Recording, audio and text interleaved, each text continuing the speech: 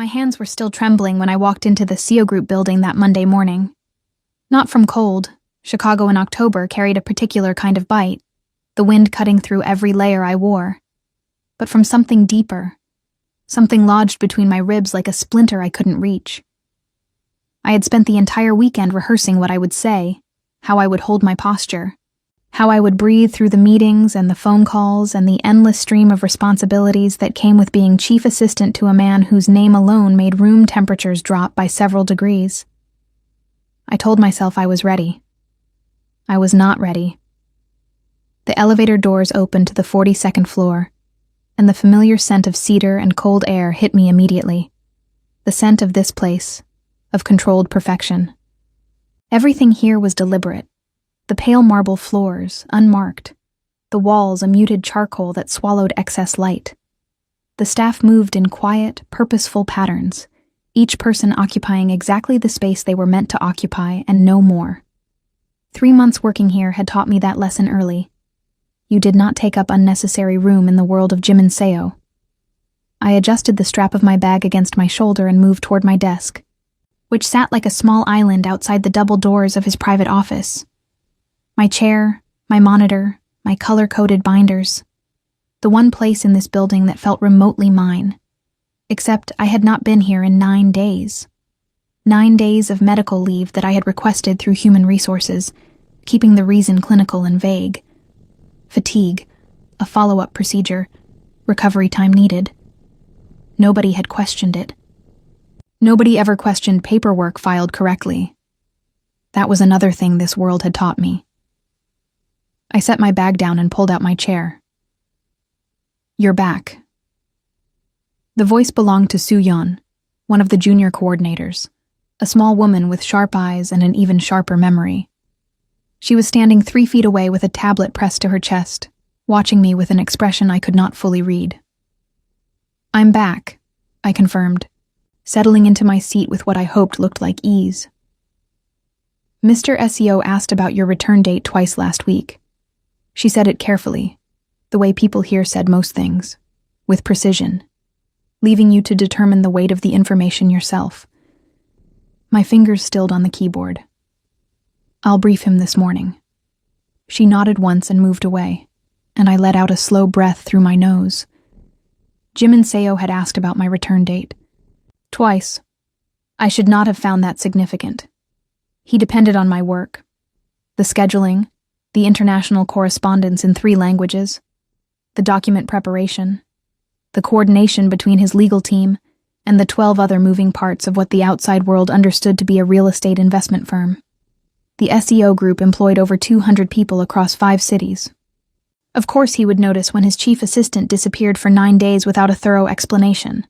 That was all it meant. Operational efficiency. Nothing more. I repeated that to myself as I opened the morning briefing file and began reading. The problem with repetition, I had learned, was that it rarely convinced the heart of anything. I had come to work for Jim and Seo 11 months ago, referred by a colleague who knew the SEO group was hiring and knew I was fluent in Korean, English, and Mandarin, a combination that was difficult to find and apparently worth a salary that made my previous employer look like a convenience store.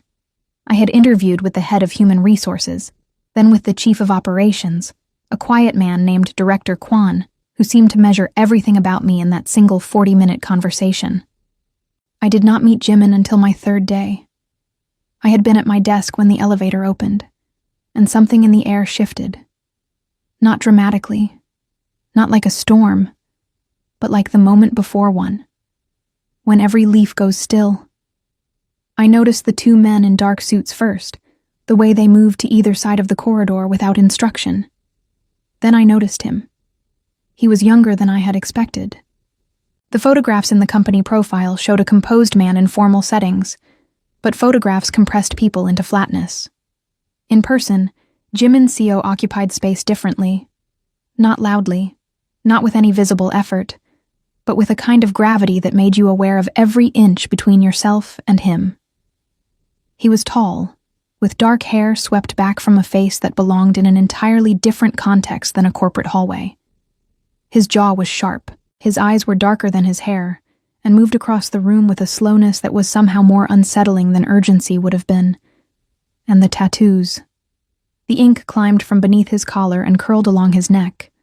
Dark, intricate patterns that the white dress shirt tried and failed to conceal. Against the precision of his black suit, they read like a contradiction. A warning stitched into the surface of something deliberately elegant. He had glanced at me exactly once on that third day. Not a long look, not a searching one. A brief assessment, the way you might check a clock. Then he had continued into his office, and Director Kwan had appeared to tell me that Mr. Seo had reviewed my first 2 days of work and found it satisfactory. Satisfactory. I had built my professional existence around that word for months. Satisfactory reports. Satisfactory briefings. Satisfactory performance. I was the woman outside the double doors who made his world run smoothly, who anticipated what was needed before it was requested, who learned the invisible rhythms of his schedule and moved accordingly. I was efficient. I was invisible when invisibility served him better. I was present when presence was required. And then, 7 months into the role, something had shifted. Not dramatically. Not all at once. It happened in fragments. A longer glance after I translated a tense negotiation call with a Shanghai contact, holding my composure while he held his. A brief pause at my desk one evening when the floor had emptied, during which he stood close enough that I could smell the cedar of his coat, and asked, quietly, in Korean, whether I had eaten. I had said yes, which was a lie, and he had said nothing in response, only looked at me for a moment before returning to his office. 40 minutes later, Director Kwan appeared with food from a restaurant 3 blocks away. These things accumulated. I filed them under professional courtesy and kept working. I was good at that, at filing things away neatly, at keeping the drawers closed. Now, on this Monday morning, with 9 days of absence behind me, and a truth I had not told anyone in this building, I stared at the morning briefing and tried to remember how to be the person who was only satisfactory, only efficient, only invisible. The double doors opened at precisely 8:47. I did not look up immediately. I had trained myself out of that reflex long ago. Looking up the moment he entered read as anticipation, and anticipation implied things I could not afford to imply. But I felt it, the way you feel a change in pressure before weather moves in. Miss Aria. His voice was low and even. It always was. In 11 months, I had never heard Jimin Seo raise his voice. The quieter he became, the more attention the room paid him. I had watched grown men go rigid at a sentence spoken barely above a murmur. I lifted my eyes. He was standing at the threshold of his office, one hand resting at his side, watching me with that same unhurried assessment I had catalogued so many times. Behind him, I could see Director Kwan and 2 others already positioned near the far wall. A morning briefing was scheduled for 9. "Good morning, Mr. Seo," I said, and my voice came out steadier than I had any right to expect. Something crossed his expression, too fast to name, too deliberate to be accidental. "My office, 5 minutes before the briefing." He turned and went back through the doors.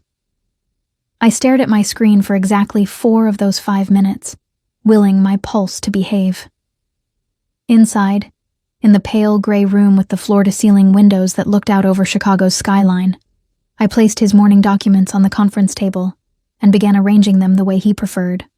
Agenda first, correspondence second, flagged items in the top right corner. I was reaching across the table to align the last folder when I felt him close behind me, not touching. Just present, the way gravity is present, invisible but undeniable. "You were gone 9 days," he said quietly. "Yes. I apologize for any disruption too. I didn't say it was a disruption." I straightened and turned, and he was closer than I had calculated, close enough that I had to consciously hold my ground instead of stepping back. His eyes moved across my face, with a deliberateness that felt like being read rather than seen. "Are you well?" he asked. It was such a simple question. 4 words. And it was the question. Of all the questions he could have chosen. In a room where everything was strategy and nothing was accidental. That my body chose to betray me. My hand moved before I could stop it, instinctively, the way the body remembers things the mind is still trying to forget. I pressed my palm flat against my stomach. A reflex. 1 second. Then I pulled my hand back and looked at the table. But he had seen it. The silence that followed lasted only 3 or 4 heartbeats, but it had a different texture than every silence before it. Heavier, charged with something that had no name yet, and would have enormous consequences the moment it acquired one. When I finally made myself look at him, Jim Nseo was very still. And he was staring at me with eyes that were no longer assessing. They were calculating. I did not sleep that night. I lay in my apartment with the ceiling above me, and the city humming its indifferent noise through the walls. And I thought about that silence. 3 or 4 heartbeats. The way his eyes had changed. Not widened, not narrowed, but sharpened. The way a lens sharpens when it finally finds its focus. I thought about how he had said nothing after that moment, had simply stepped back and allowed the briefing to proceed as scheduled, his voice as measured as ever while he addressed Director Kwan and the others around the table. As if nothing had happened. As if he had not just watched my hand betray 11 months of careful silence in a single unguarded second. I pressed both palms against my face in the dark and tried to breathe. 14 weeks. That was how far along I was. Far enough that the nausea had finally quieted, not far enough that anyone looking at me in a winter coat would notice. I had spent those 14 weeks constructing a version of my life that could hold this truth without collapsing. A smaller apartment lease I was already renegotiating, a conversation with my sister in Atlanta that I had been postponing. A plan that existed mostly in fragments, in notes I kept in a locked journal, in the quiet arithmetic of savings and logistics that I ran through my mind during meetings. What I had not constructed was an answer to the question Jim Nseo's eyes had asked me in that pale gray room. Because the answer was not simple. The answer was the kind of thing that changed the shape of everything around it. I got up at 5:30, made tea I didn't drink, and sat by the window watching the streetlights thin as the sky turned gray. By the time I reached the 42nd floor, I had decided on a strategy. Behave as though yesterday morning had been unremarkable. People read what you gave them. If I gave Jimin nothing, no hesitation, no avoidance, no excess, then there was nothing for those calculating eyes to work with. The strategy lasted until 10:47, when Director Kwan appeared at my desk. "Mr. Seo would like you to accompany him to the Meridian meeting this afternoon," he said, without preamble. "Wheels up at 2. I looked up. "The Meridian meeting is in Seoul." "Yes. That's..." "Director Kwan, I wasn't briefed on international travel this week. My schedule has been adjusted." He placed a thin folder on my desk. "Travel documents, itinerary. 2 nights at the Park Hyatt. Return flight Thursday morning." He walked away before I could form another sentence. I sat very still for a moment, staring at the folder. In 11 months, I had accompanied Jim Nseo to 4 international meetings. Each had been scheduled at minimum 2 weeks in advance, coordinated with the travel team, built around preparation I spent days completing. This was 48 hours' notice in a folder handed to me without explanation. He had never done this before. He was doing this now, the morning after he watched my hand move to my stomach. The connection was not subtle. It was, in fact, so direct that it scared me more than subtlety would have. I opened the folder and began reading. The flight was aboard a private aircraft, standard for his longer international travel, departing from a private terminal at O'Hare. The Meridian Group was a legitimate development firm based in Seoul, with whom the SEO Group had maintained a formal partnership for 3 years. The meeting agenda covered 3 items: quarterly performance review, a proposed expansion into 2 new districts, and a contract renewal discussion. All of it was real. All of it required my preparation. And yet, I spent the 4 hours before departure completing every document that meeting could possibly require, and I did it with my hands steady and my jaw set, because whatever was happening, whatever Jim and Sio was calculating behind those dark, unhurried eyes, I would not arrive unprepared. The drive to the terminal was in his car, a black armored vehicle with tinted windows that I had ridden in exactly twice before. His security lead, a broad-shouldered man named Tay, who communicated mostly through presence and the occasional single-syllable confirmation, sat in the front beside the driver. Jimin sat in the back beside me, separated by a distance of perhaps 18 inches, his attention directed at a document on his phone. We did not speak during the 20-minute drive. But I was acutely aware of him, in the way you're aware of something that generates its own atmosphere. The faint cedar of his coat, the absolute stillness of his hands, the fact that he had not glanced at me once since I entered the vehicle, and that his not glancing felt, paradoxically, like the most attentive thing in the room. On the aircraft, I took my usual seat across the aisle from his, the unspoken arrangement we had maintained across every shared flight. I opened my laptop. He made 2 calls, both in Korean, both brief. The first was operational. The second, I caught only fragments before I redirected my attention deliberately. Seemed personal in a way his calls rarely were. A name I didn't recognize. A question about something being confirmed. A pause in which he listened longer than he spoke. He ended the call, and for the first time since the previous morning, looked directly at me. "You prepared the Meridian documents," he said. Not a question. All 3 agenda items, plus contingency briefs for the contract renewal subclauses. They're in the shared folder. Something moved at the edge of his expression. Not quite approval. Something quieter than that, and more considered. "When did you eat last?" he asked. The question was so like the one he had asked 7 months ago in that empty office that for a moment I simply stared at him. "I'm fine," I said. That wasn't what I asked. He held my gaze for exactly the length of time it took me to understand that he was not going to look away first. Then he reached across the aisle and placed a small paper bag on the edge of my tray table. "From the terminal," he said, and returned to his document. I looked at the bag. Inside was fruit, a sandwich, a bottle of water, and something wrapped in paper that turned out to be a small container of warm soup. I ate every bit of it, with my eyes on my screen and my throat tight for reasons I could not fully articulate. Seoul received us at 6 p.m. local time. The city lit in a way that always struck me as both exhausting and magnificent. Towers of light pressing against a charcoal sky, the Han River glinting below as the car moved through streets that Jimin's team had already mapped and cleared. There was always this quality to his travel. The invisible machinery that moved before him, checking, clearing, arranging, so that by the time he arrived anywhere, the environment had already been shaped around his presence. I had always admired the efficiency of it. Now, in the quiet back seat with the city sliding past the window, it felt more like something else. Like the air that surrounded him was simply a larger version of the gravity I had noticed on my 3rd day of work, expanding outward, rearranging whatever it touched.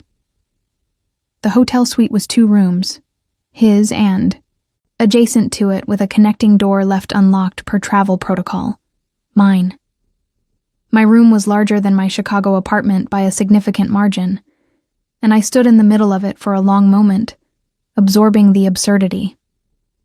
A knock at the connecting door. "Arya?" I crossed to it and opened it.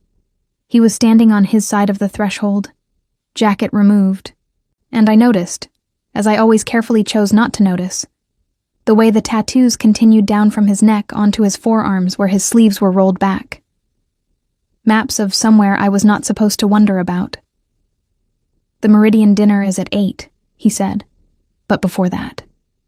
He paused, and in that pause was everything he was deciding whether to say. "I need you to tell me something." My stomach dropped so cleanly it felt like stepping off a curb I hadn't seen. "Of course," I said, and my voice was almost steady. His eyes moved to my hand, my right hand, hanging at my side. the one that had betrayed me yesterday morning with a single instinctive motion. "Yesterday," he said, in my office. The room was very quiet. Outside, Seoul murmured its 12 million voices against the glass. "You were unwell," he said. It was not a question or an accusation. It was a man placing a piece onto a board he had been studying since the morning prior, with the particular patience of someone who did not need to rush, because he already knew he would arrive at the answer. "I'm recovered," I said. "That's not what I mean." The silence stretched, and I made, in that hotel room in Seoul, with the city glowing behind me and the connecting door open between us, what was perhaps the most consequential small decision of my life. I said nothing, but I did not look away. And in the language that had developed between us over 11 months of proximity and professionalism and carefully maintained distance, saying nothing while holding his gaze meant something very specific. It meant, "You are not wrong." I watched it register in his face. Not shock, not anger. Something far more dangerous than either. Recognition. The Meridian dinner passed like a scene observed through glass.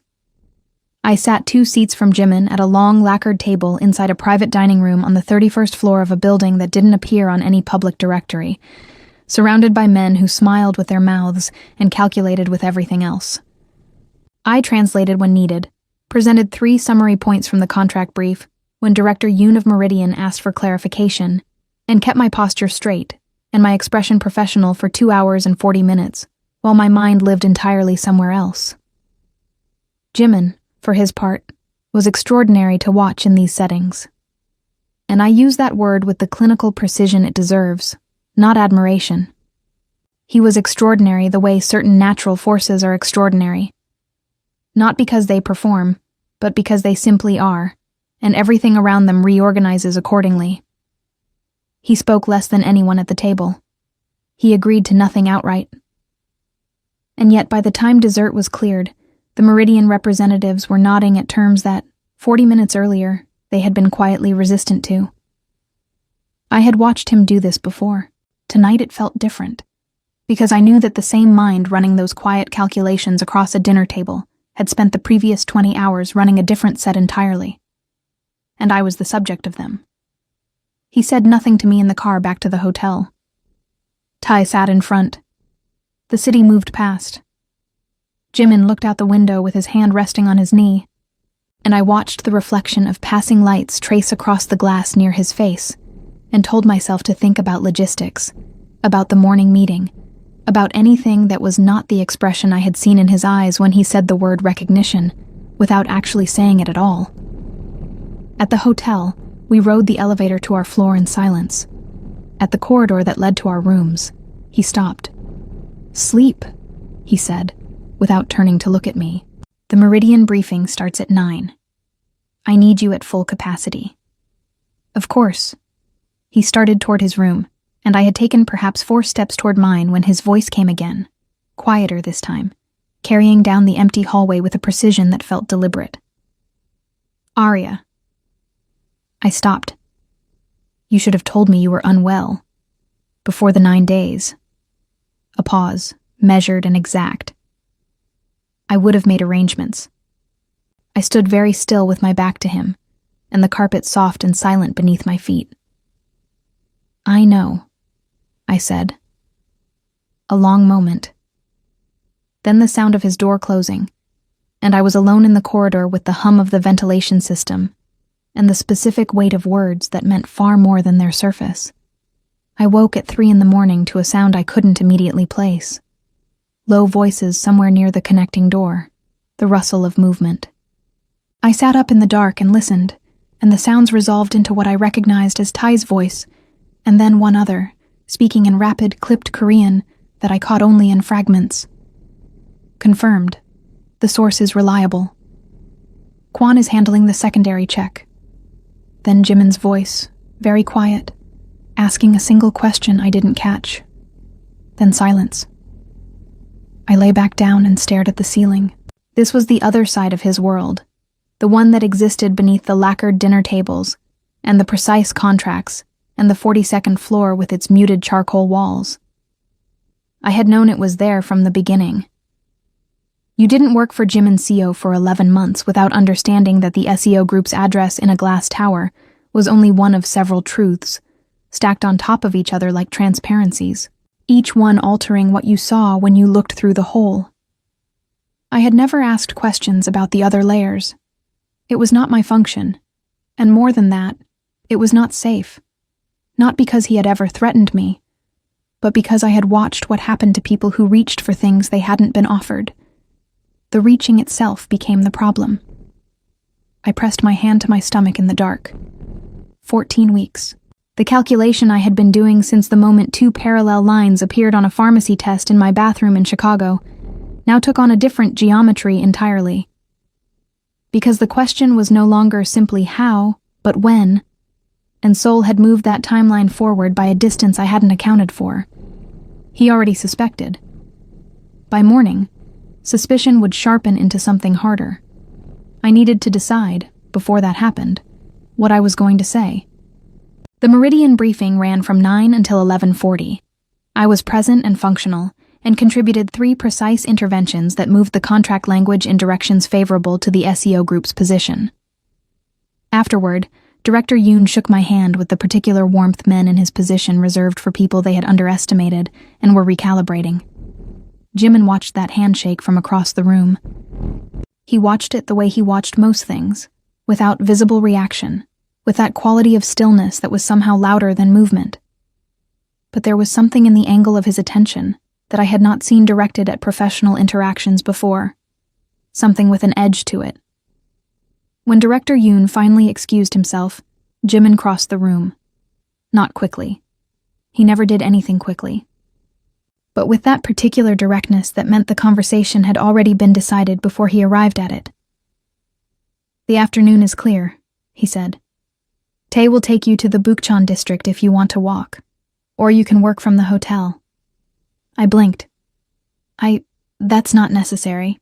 I have the return document preparation. Soo-yeon can begin it from Chicago. She has the templates. He was giving me free time in Seoul. Jim and Seo, who scheduled every hour with the precision of someone who understood that time, once lost, did not negotiate its return, was offering me an unstructured afternoon. "Why?" I asked, and the word came out more directly than I intended. He looked at me for a long moment. "You need air," he said simply.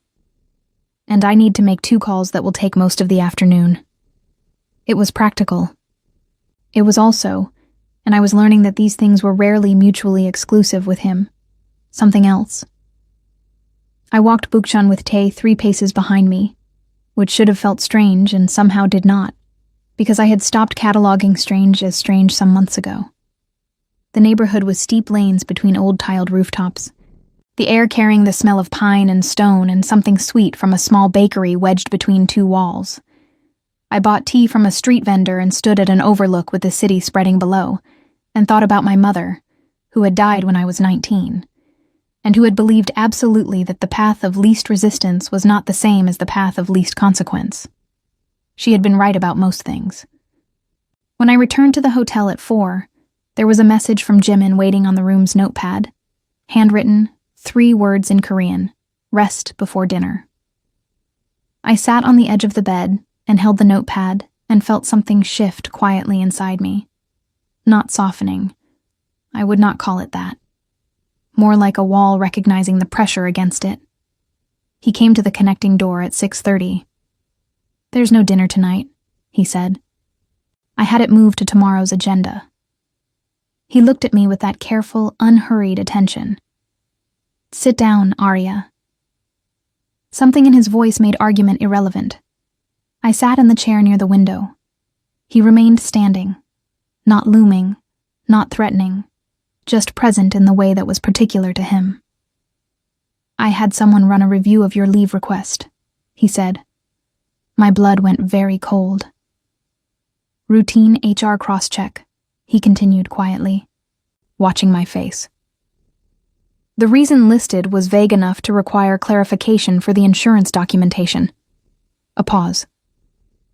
The clinic file was forwarded to HR, Dr. Kim's office, 14 weeks. The number in his voice in that room landed like something physical.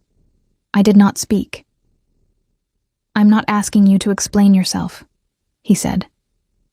His tone had not changed. Still even, still measured, still carrying that quality of control that never required volume to be felt. "I am telling you what I know, so that you understand there are no more gaps in my information." "That file was private," I said, and my voice came out remarkably steady, given that every nerve in my body had gone rigid. "Yes." He did not apologize. It was. I looked at him, really looked at him. Past the composure and the precision and the careful architecture of authority he wore, as naturally as the black suit. "What do you want from me?" I asked. It was the first time in 11 months I had asked him a direct question that had nothing to do with work. He was quiet for long enough that the city outside filled the silence. Soul in the early evening, layered and relentless. "The father," he said finally. "I want to know who he is." And there it was. The question behind all the other questions. The one that had been sitting in the room since yesterday morning in Chicago. I had known it was coming. I had rehearsed 100 different answers. Clinical ones. Evasive ones. Answers that redirected and answers that deflected. But sitting in that chair, in that room, with him looking at me with eyes that had stopped calculating and started simply waiting, I found that every rehearsed answer dissolved. Because the truth was this: there was no one else to name. There had been one evening, 8 weeks before my leave request, when the office had been empty and a contract deadline had pushed us both past midnight, when the distance of 18 inches had, through no singular dramatic moment, but through the accumulated weight of 11 months of proximity, simply ceased to exist. When I had made a choice that I had spent the week since trying to file neatly into the same drawers I filed everything else, the drawers had not held. I looked at Jim and CO across a hotel room in Seoul, with 14 weeks of truth pressing against every careful wall I had constructed, and I said the only thing that was left to say. "You already know," I said quietly. "That's why we're in Seoul. That's why the file. That's why all of it." The silence that followed was unlike any that had come before it. He crossed the room. Not quickly. He never did anything quickly. He stopped in front of my chair and looked down at me, and his expression had broken open in some way that I had no previous data for. No catalog entry, no prior observation to reference. "Yes," he said, very quietly. "I know." We flew back to Chicago the next morning. The return flight carried a different silence than the one that had brought us to Seoul. Heavier, more inhabited. The kind of quiet that forms after something has been said that cannot be unsaid. Jimin sat across the aisle with a document open on his lap that I was fairly certain he had not read a single word of. I kept my eyes on my laptop screen and processed nothing on it for 4 consecutive hours. What had followed his quiet confirmation in that Seoul hotel room had been, in practical terms, very little. He had not demanded explanations. He had not raised his voice. But then, he never did. He had simply stood there for a long moment, looking at me with that broken open expression that I had no framework for.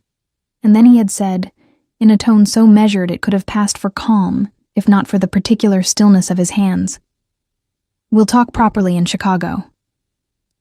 Then he had gone back through the connecting door and closed it. And I had sat in my chair by the window until Seoul went fully dark outside the glass, turning the words "we'll talk properly" over in my mind like an object I couldn't identify by touch alone. Now, at 30,000 feet, I watched him from the corner of my eye. The slight tension in his jaw, the way his thumb moved once across the edge of his phone screen without unlocking it. The way Tae had positioned himself at the front of the cabin with the precise awareness of a man who understood that his employer needed a particular kind of space right now and was providing it without being asked. Everyone in Jimin's world moved like that, in response to signals too small for ordinary observation. I had spent 11 months learning to read those signals. I was only now understanding that he had spent 11 months reading mine. Chicago received us with gray skies and a wind off the lake that cut straight through everything. The drive from the private terminal moved through streets slick with recent rain, and I watched the city rebuild itself outside the window. The familiar architecture, the familiar light, the particular exhaustion of a place that never fully slept. I expected to be dropped at my apartment building. Instead, the car continued past it. "Where are we going?" I asked. "My residence." He said it without looking up from his phone. "There are things to discuss that require privacy. I have my own apartment, which has standard building security and a doorman who goes off shift at midnight." He looked up then, and there was something in his expression that had moved past patience into something quieter and more absolute. "Arya." Just my name. One word, but it carried the entire architecture of what he was telling me. That the world he moved through operated by different rules than the one I had been managing on my own, and that whatever had changed between us in soul had changed those rules further still. I looked out the window and said nothing. His residence was not what I had imagined, in the vague way I had occasionally imagined it. Not a penthouse full of deliberate cold beauty. It was a townhouse in Lincoln Park, set back from the street behind a gate that opened at a signal from the driver. 4 stories of dark brick and iron, lit from within by warm light. 2 men stood at the entrance whose stillness told me everything I needed to know about their function. Inside, the space was large and carefully ordered, but it held something I hadn't expected. Books. Actual books, on actual shelves, lining an entire wall of what appeared to be a study just off the entrance hall. Not display books, read ones with marked pages and worn spines. A ceramic mug still sitting on the side table. A hand-drawn city map pinned above the desk with notations I couldn't read from the doorway. Someone lived here. Actually lived here. A woman appeared from the back of the house, small, perhaps 60, with the manner of someone who had worked in close proximity to Jim and Seo long enough to have developed her own version of his quiet efficiency. She bowed slightly and spoke to him in Korean, asking whether he wanted tea. He answered yes. Then he turned to me. "This is Mrs. Han. She manages the house. If you need anything—" "I don't need anything," I said. "I need you to tell me what exactly is happening." He looked at me steadily. "Come, sit down."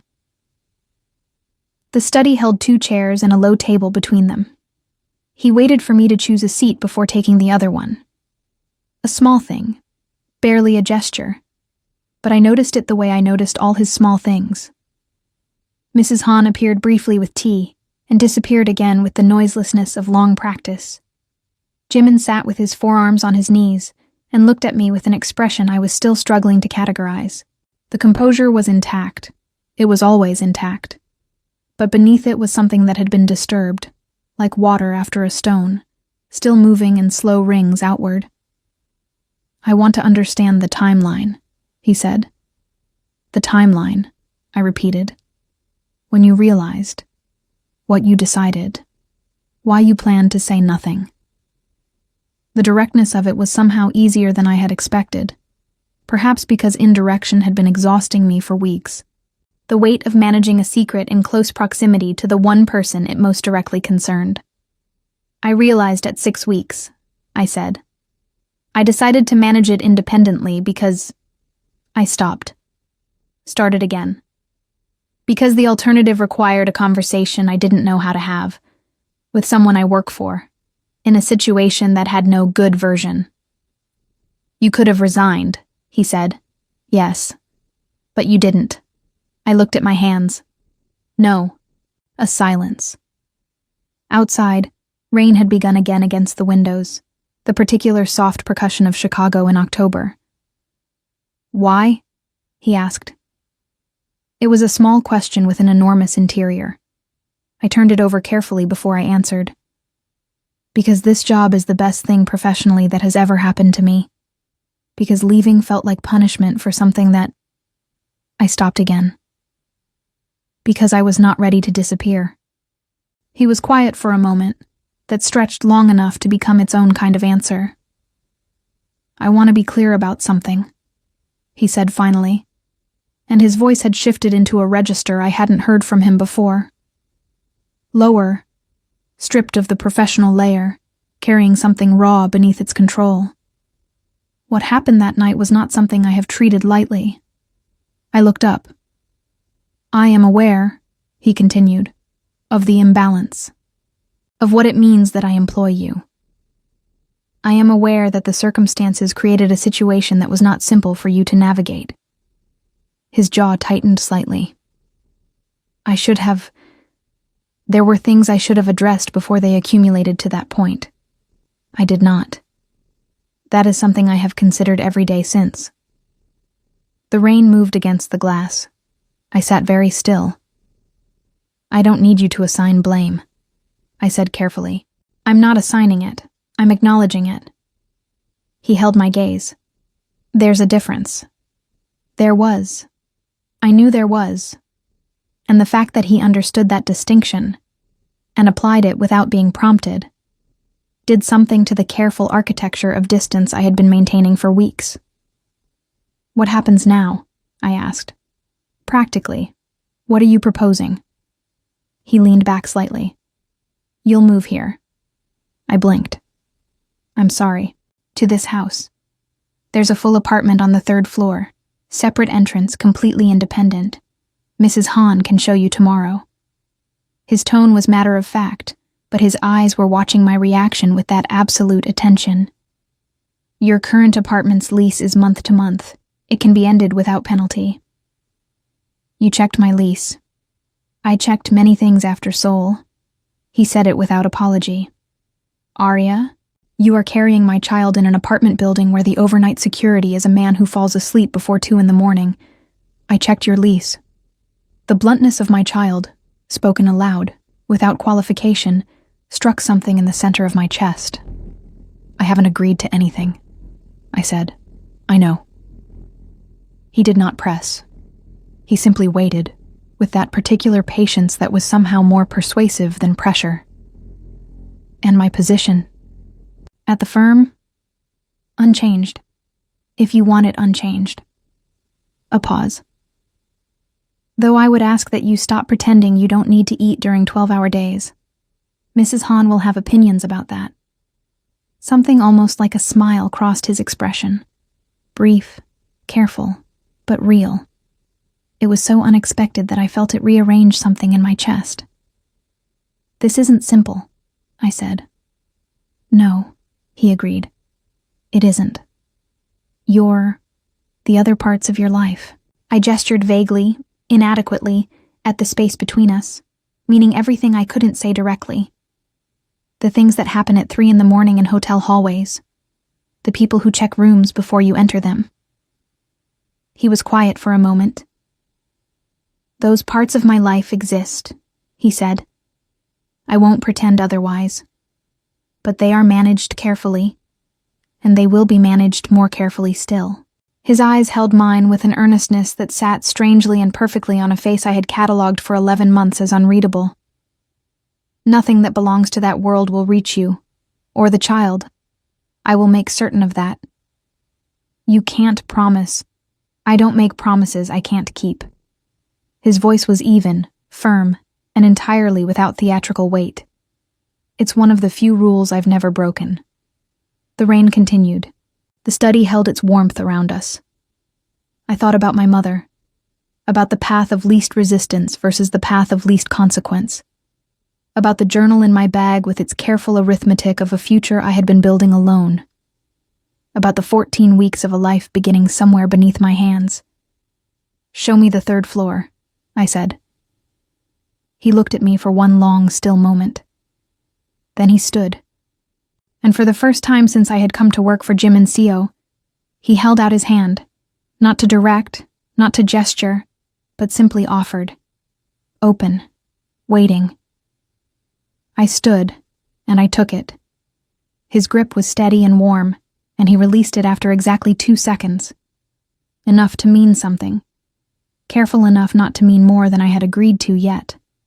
but as we moved toward the hallway, and I heard Mrs. Hahn already moving somewhere above us, and the rain said its steady thing against the dark windows of that Lincoln Park townhouse, I became aware of a truth that I had been holding at arm's length for 11 months, and could no longer maintain the distance from.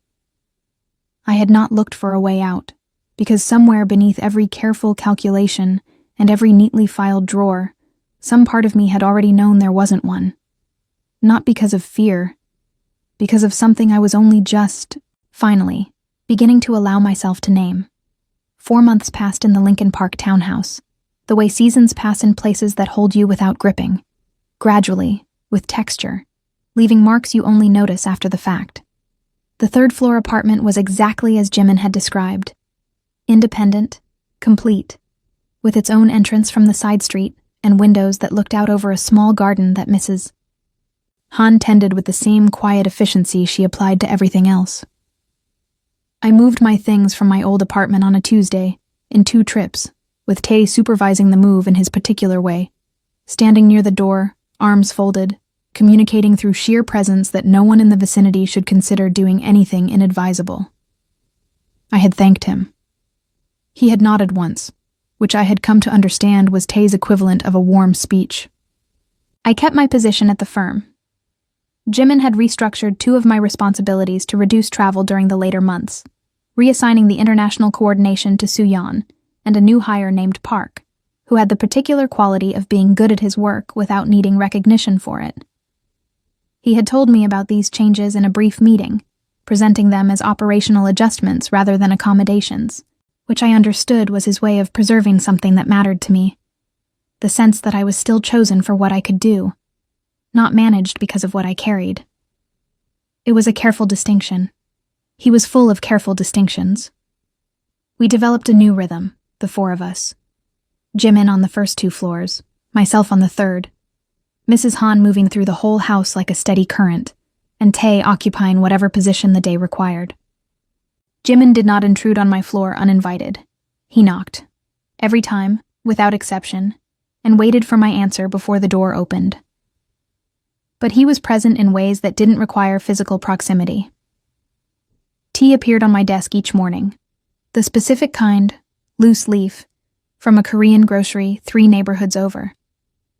On the evenings I worked late at the firm. A car arrived at the building entrance at 10 o'clock, regardless of whether I had mentioned staying late, which meant someone was watching the office lights in a way I had decided not to examine too directly. When I mentioned once, in passing, that the garden chair outside my entrance was uncomfortable for reading, it was replaced within 48 hours with something that cost more than my first car. I said nothing about the chair. He said nothing about replacing it. We were both fluent in this particular language by now. What was harder to navigate, harder than the practical architecture of our new arrangement, harder even than the physical changes of a body remaking itself around new life, was the emotional landscape that had begun shifting beneath my feet the moment I took his hand on the stairs. I had spent 11 months categorizing Jim and Seo as something external to my personal life. A force to be read and responded to, an environment to be navigated. The discipline required to maintain that categorization had been considerable, and I had congratulated myself on it regularly. Now, living in the same building, eating meals that Mrs. Hahn placed on the first-floor table with a pointed look at me until I came downstairs, sitting across from him in the evenings while he reviewed documents and I read or prepared the next day's briefs.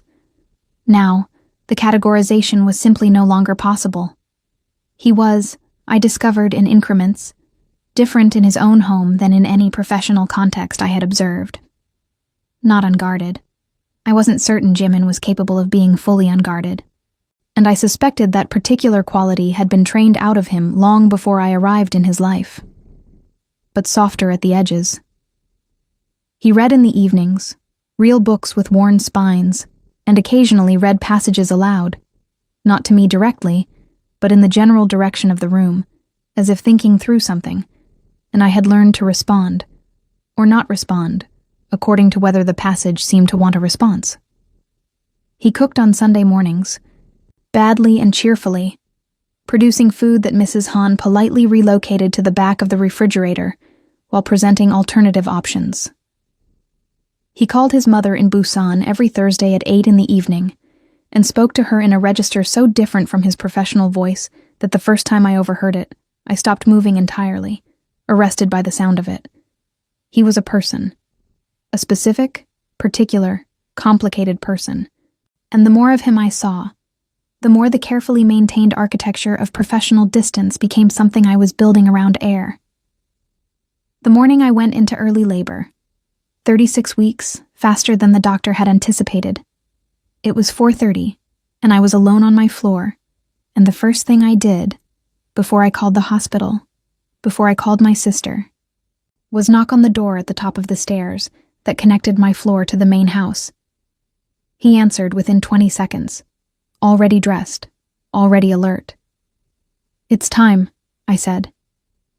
He looked at me for one moment, and in that moment, I saw something move across his face that he did not attempt to contain, something that had no professional category and required none.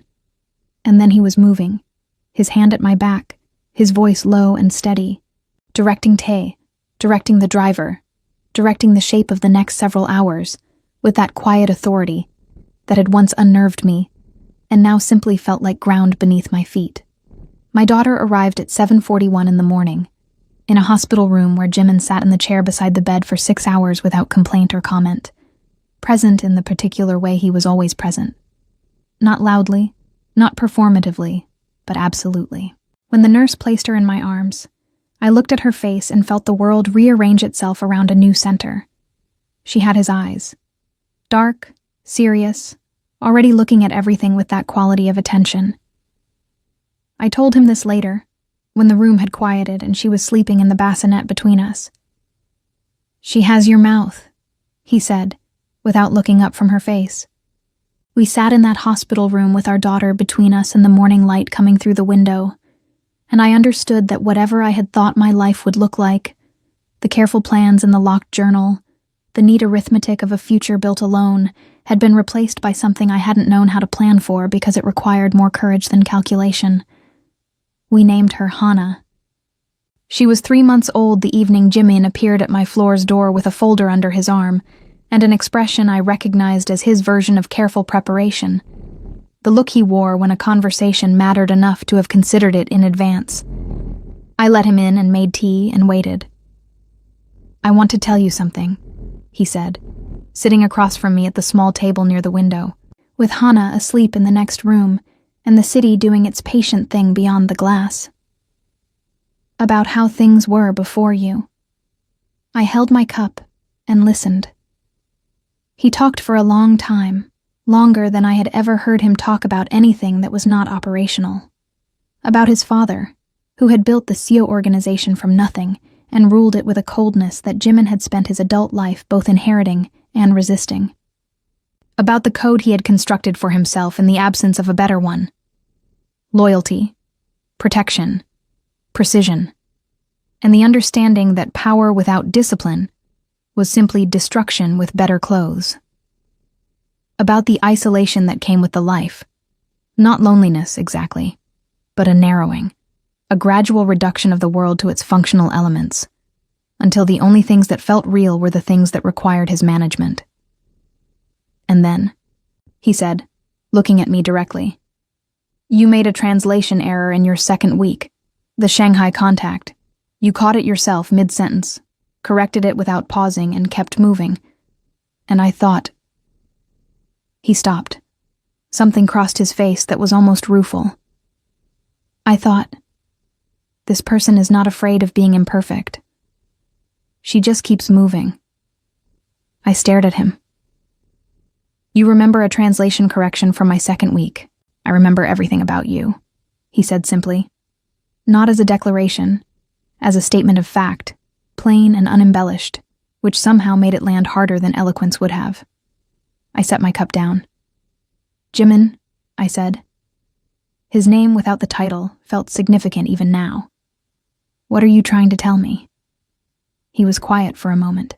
Then, that I would like to stop managing the distance between us, if you are willing.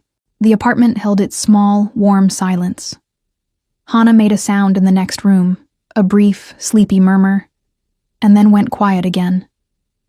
I thought about 11 months of careful cataloging, about Soul and the connecting door, and a handwritten note saying rest before dinner, about a chair replaced without comment and tea from a specific grocery 3 neighborhoods over, and 6 hours in a hospital chair without complaint, about a man who checked rooms before entering them and still knocked on my door every single time. "I'm willing," I said. 6 months after that conversation, I stood in the garden behind the townhouse on a Saturday morning in May, watching Jimin carry Hana through the rows of plants Mrs. Han had spent the spring establishing. He was pointing at things: flowers, a small herb section, a bird that had landed on the iron fence, and narrating each one in the low, serious voice he used for everything, as though a 9-month-old required the same quality of attention as a contract negotiation. Hana regarded each item he indicated with her dark, considering eyes, patting his forearm occasionally with one small hand as though confirming the information. Mrs. Han appeared beside me with 2 cups of tea and made a sound that, in her vocabulary, constituted an entire paragraph of satisfaction. I took the cup and held it warm between my palms. I thought about the girl who had walked into that building 11 months ago, exhausted, invisible, holding herself carefully so as not to take up unnecessary room. I thought about how much of her survival had depended on the precise management of distance, on the filed drawers and the catalogued observations, and the professional armor worn so long it had started to feel like skin. I was not that girl anymore. The change had not been dramatic. It rarely is, for the things that matter. It had been a series of small, irrevocable choices. A hand pressed to a stomach in an unguarded moment. A silence held across a hotel room in Seoul. A knock answered at 4:30 in the morning. A name spoken without its title for the first time. Jimin looked up from across the garden and found me watching. He didn't wave, didn't call out. He simply held my gaze for a moment, the way he had always held it, with that unhurried, absolute attention that had once unnerved me and now felt like the steadiest thing I knew. Then he turned back to Hana and pointed at the bird, which had not moved. I drank my tea in the May morning light, with the city murmuring beyond the garden walls, and my daughter's voice beginning to rise in what I recognized as the preliminary stages of an opinion. And I understood, quietly, completely, without needing it to be said aloud, that I was no longer building a future alone. I was already living inside one.